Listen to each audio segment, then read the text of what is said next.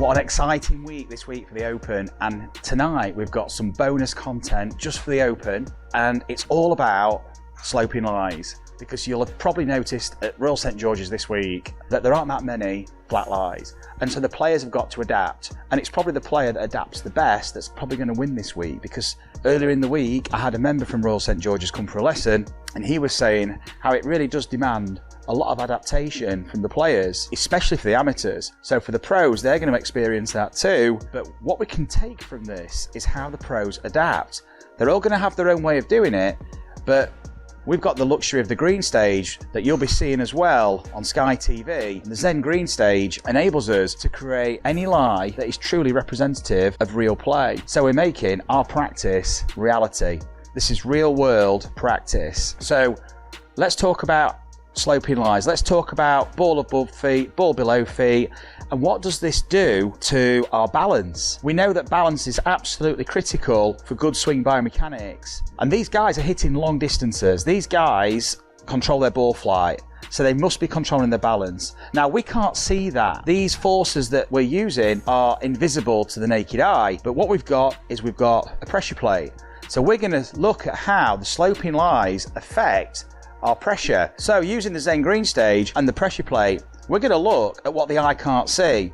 We're going to look at how a sloping lie with the ball above or below the feet, a hanging lie, is going to affect our pressure and what we can do to neutralize this effect. So what we're going to do, we're going to recreate these sloping lies and see how that affects my foot ground interaction. So I'm going to just adopt a normal golf posture with a 7-iron, and you can see with a 3D footprint pressure map where my pressure is distributed, and it's pretty even between the balls and the heels, kind of 50-50 between rear foot and forefoot, so very central through the midfoot. And what we're going to do is we're going to start to tilt the Green Stage and see how this affects the pressure through the feet. So I'm going to create a ball above feet lie, and just notice how this affects the pressure. Can you see my centre of pressure? That dot in the middle is moving back towards the heels. And look how the weight's in the heels now. The pressure's in the heels. It's moving further and further back. And what you can see now, you can see the pressure in the left foot, the pressure in the right foot, and you can see the combined centre of pressure in the middle. That's the point in the middle with an upright stick, and that indicates the magnitude of the vertical force. That's the pressure I'm applying into the ground. What we can see from the footprints is where that pressure is distributed, and we can see by having the ball elevated above the feet, that has naturally shifted the pressure back into the heels and shifted my centre of pressure, that point between the feet, back into the heels. Now in a golf swing, we need to move horizontally, so we need horizontal force, and that's fine. We can kind of do that with the pressure between the heels. We also need to rotate, and to rotate we need to shift pressure through the feet from rear foot through to forefoot. Now, having the pressure so far back in the heels means that I've got to move my pressure further through the feet to get that torque from the ground. I've got to really work to create that rotational force. So having the pressure back on the heels can potentially make it more difficult to get that rotational force from the ground, which means I'm going to have to probably go further up the body to get that rotation. And we can imagine now what that might create, where we start to get excessive rotations further up from the torso, the shoulders, the forearms and the wrists, and how that might influence our shot, especially when the ball's above the feet, because we know when the ball's above the feet, that tilts the face plane to the left, essentially pointing the club face left of target. And if we've got excessive rotation with the upper body and arms, that's potentially bringing that pull draw into play straight away. We want to be able to negate the slope. We want to be able to move as normal and create the forces to make a normal golf swing. Now, where you see the combined centre of pressure, that is the point of application of the force. That's between the feet. That is where the pressure is being applied. And it's the vertical force that we're looking at. And you can see the bar, the stick, upright. You can see how if I push, it'll go up and then down.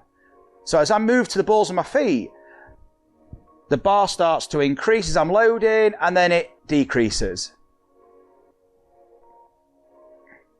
So essentially, I'm starting to unload. I'm unweighting.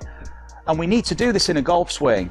But if my pressure is so far back on the heels, this makes it more difficult to use the balls of the feet and essentially unload, which enables us to transfer force through the body to the golf club.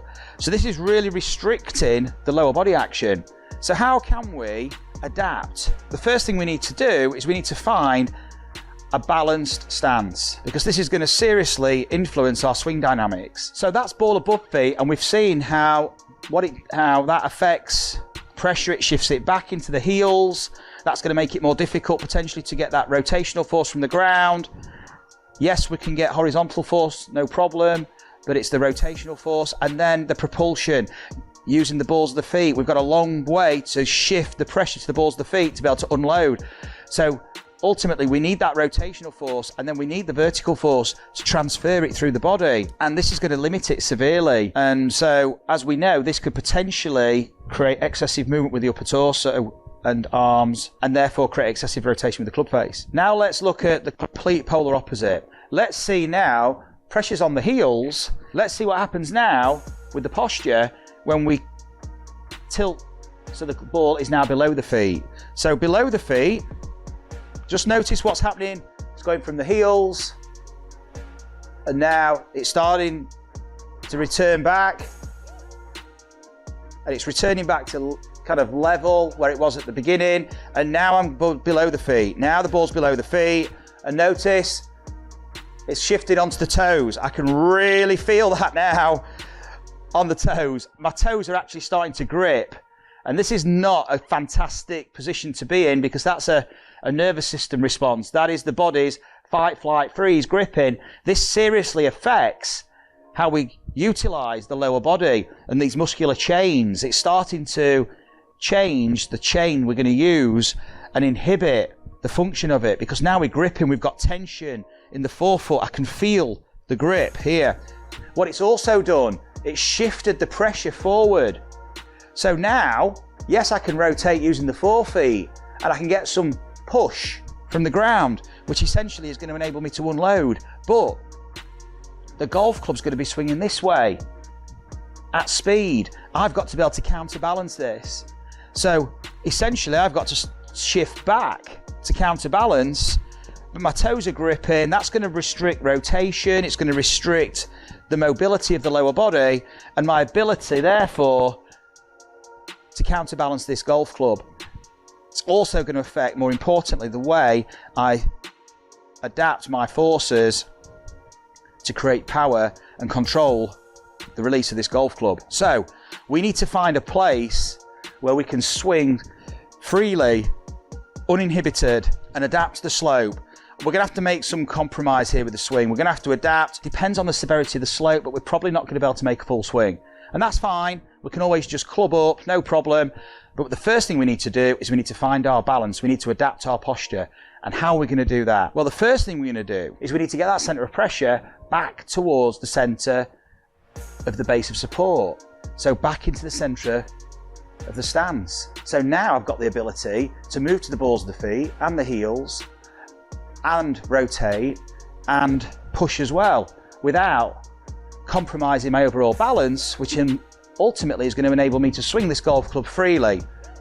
Now we might have to change the tempo of the swing. You'll probably see a lot of 3/4 swings this week, smoother tempos, controlling the forces they're creating, because if the forces ramp up, if the slope is slightly too severe, they may lose. You may see the odd step, you may see the odd little kind of wobble, because if they're really going for it on an uneven lie, you're probably going to see some counter movement just to maintain balance. We can take our shoes off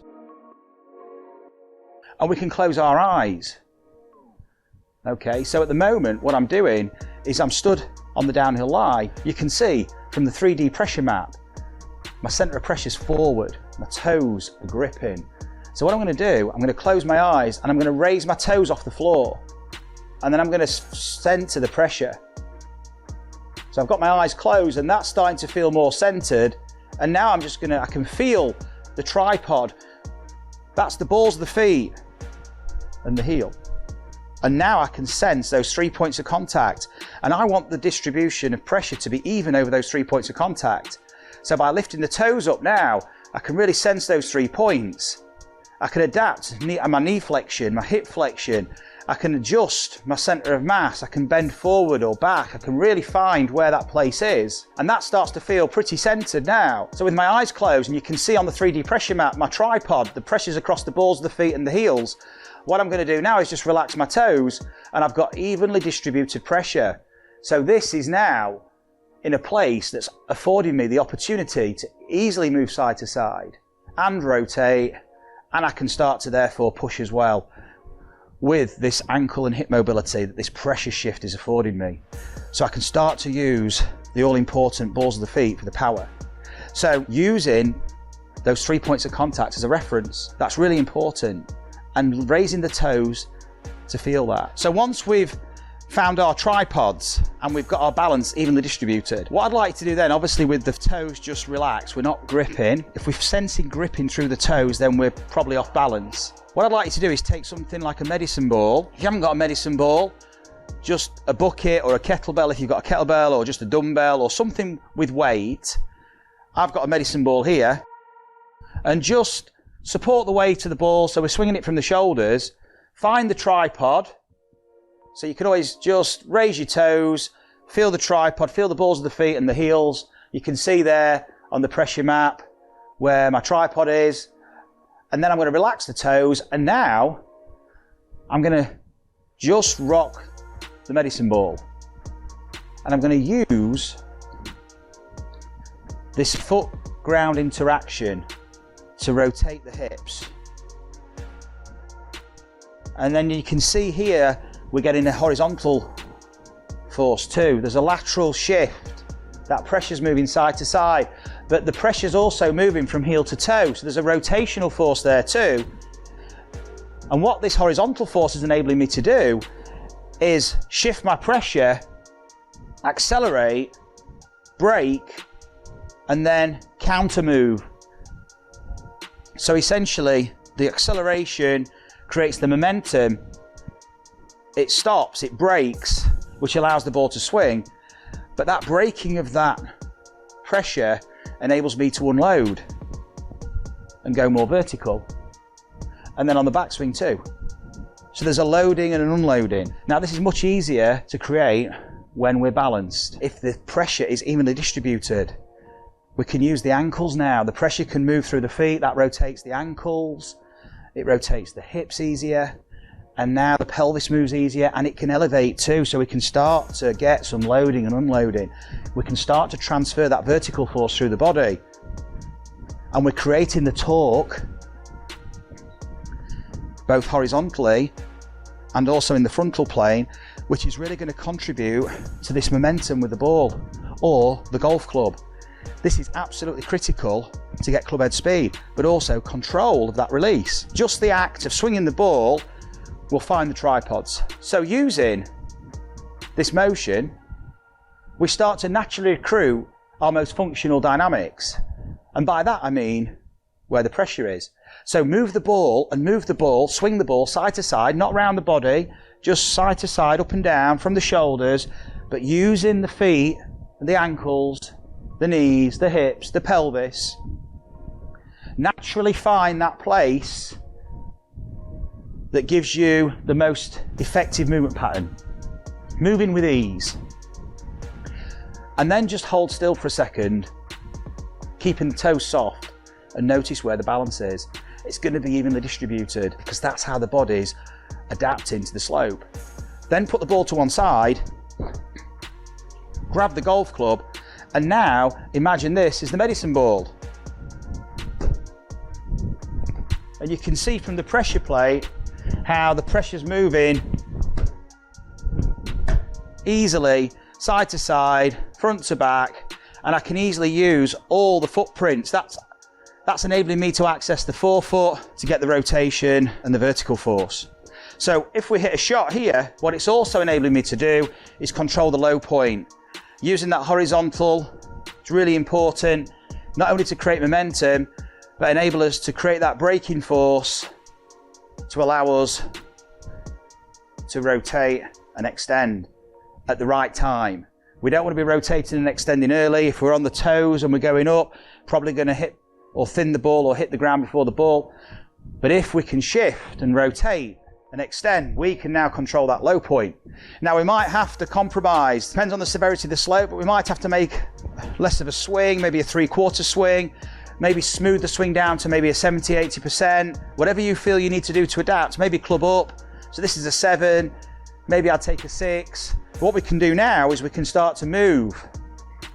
Make some little half swings, waggling the club, moving into position. So suddenly now, once they sense that place, then they're good to go.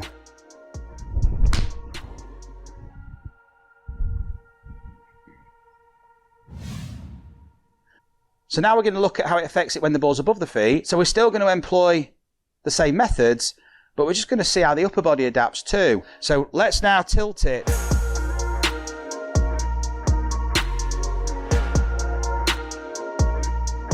So now, just using that tripod, raising the toes, finding the balls of the feet and the heels, just distributing, flexing the knees, flexing the hips, finding that balance. Now that feels quite extreme. I'm really tilted forward here from the hips. Let the toes relax, and now I've got that tripod. Now I can start to adjust the upper body, so I might not have to tilt as much. It may need just more knee flexion. So now, to find that tripod, there's more flexion in the knees, helping me to shift the pressure forward, a bit less flexion in the hips, so that I'm in a position now where I can actually use the upper body, but I've got stability here to use the lower body. Maybe gripping a bit lower down the club, allowing for this slope, aiming a bit to the right, so even when the ball's above the feet, we could still, if I wanted, play a fade.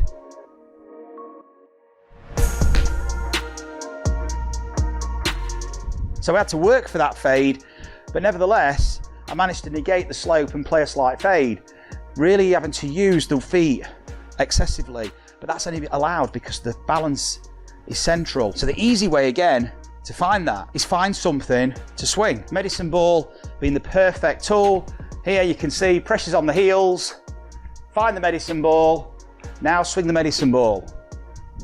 Side to side, so it's going up and down. I'm not rotating my shoulders, forearms, just swinging from the shoulders here, side to side, but now using the feet, the ankles, the knees, the hips.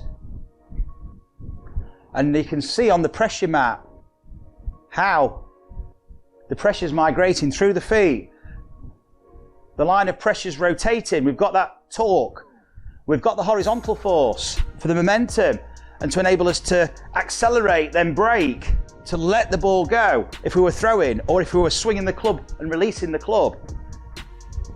We've got the forces we need purely by moving. So placing that to one side, with the club, it's the same thing. Moving, swinging here, I can feel, and you can see on the pressure map here, how I'm using the whole of the footprint. So what I want you to do then is just stop, and when you stop, just notice where the pressure is. It's back to center. So there's a waggling that's taking place, there's a movement, and then a settling into position. And there you can see on the pressure map, the balls and the heels. Pressure's central, balls above my feet, grip it a bit lower. Now this is all set up for a draw. So I'm just going to adjust my stance, move around to the right, and now I can play the draw and just allow the natural slope to create that draw shape. And there we go. 3/4 shot, starting out right, drawing back. It's about 150 with a 7. More importantly, I got the ball and the turf, and the ball was above the feet. But because I had the mobility with the lower body, because it was balanced, I was able to adjust and move in response to the slope to get that low point in the right place for the ball turf contact, and more importantly, enable me to adapt my swing direction to play the natural draw off this essentially draw bias slope. The whole routine there had flow, rhythm, there was no stop starting, we were just letting ourselves react. And that's what the players are going to do this week. And we're going to see the person who wins react and adapt the best in this very challenging environment. And it's the same every year for the Open. It's going to be a great watch. Enjoy the weekend.